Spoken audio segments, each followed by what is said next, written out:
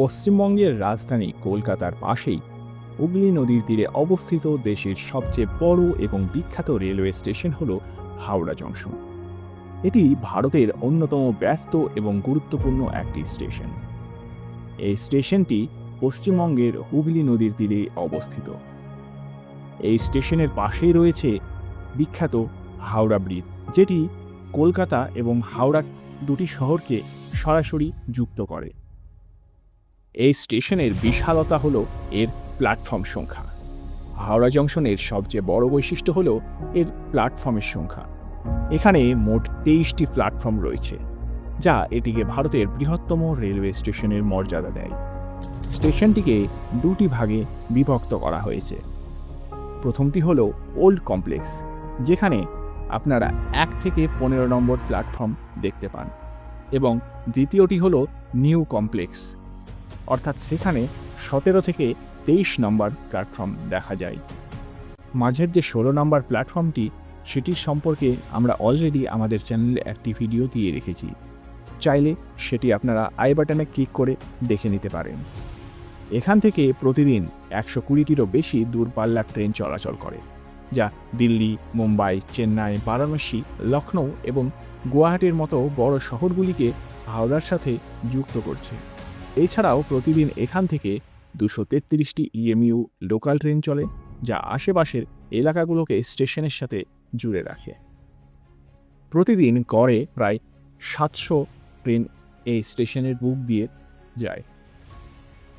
কয়েকটি উল্লেখযোগ্য ট্রেন হল Saraighat express, Howrah Delhi Rajdhani express, Netaji express, black diamond express, Purva express, Falaknuma express, Gitanjali express, Azad Hind express, Himgiri express, Shipra express, Chennai mail, Shatabdi express ইত্যাদি।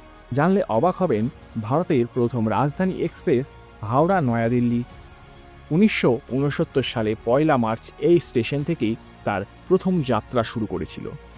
বর্তমানে ভারতের আধুনিক বন্দে ভারত স্লিপার ট্রেনটিও এখান থেকেই আসামের কামাখ্যার উদ্দেশ্যে প্রথম তার জার্নি শুরু করে।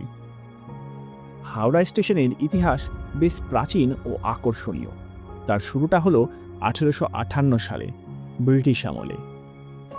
এখান থেকে প্রথম হুগলি পর্যন্ত ট্রেন চলেছিল, এবং এখনকার যে ভবনগুলি আপনারা দেখতে পান, তার মধ্যে প্রথম 1905 সালে বর্তমানের এই বড় যে ওল্ড কমপ্লেক্সের ভবনটি রয়েছে, সেটি তৈরি করা হয়। লাল রঙের এই ভবনটি তার ধ্রুপদী ব্রিটিশ স্থাপত্য শৈলীর জন্য আজও সারা বিশ্বে পরিচিত।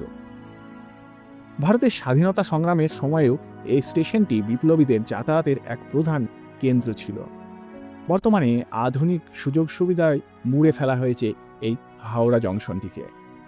যাত্রী স্বাচ্ছন্দ্যের কথা মাথায় রেখে অপেক্ষা করার রুম অর্থাৎ ওয়েটিং রুম এবং retiring room, food stall, cafeteria, book stall, digital display এবং উন্নত নিরাপত্তা ব্যবস্থা রয়েছে।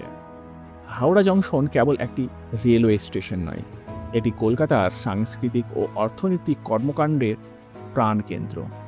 এটি ভারতীয় রেলের প্রগতি ও ঐতিহ্যের এক মেলবন্ধন, যা লাখ লাখ মানুষের আবেগ ও স্মৃতির সাথে জড়িয়ে আছে।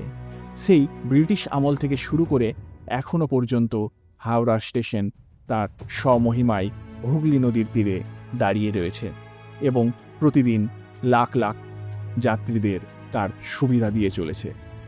ভিডিওটি যদি ভালো লেগে থাকে, তবে চ্যানেলটি অবশ্যই সাবস্ক্রাইব করে পাশে থাকবেন এই ধরনের কিছু ইনফরমেটিভ এবং ঐতিহাসিক ভিডিও পাওয়ার জন্য।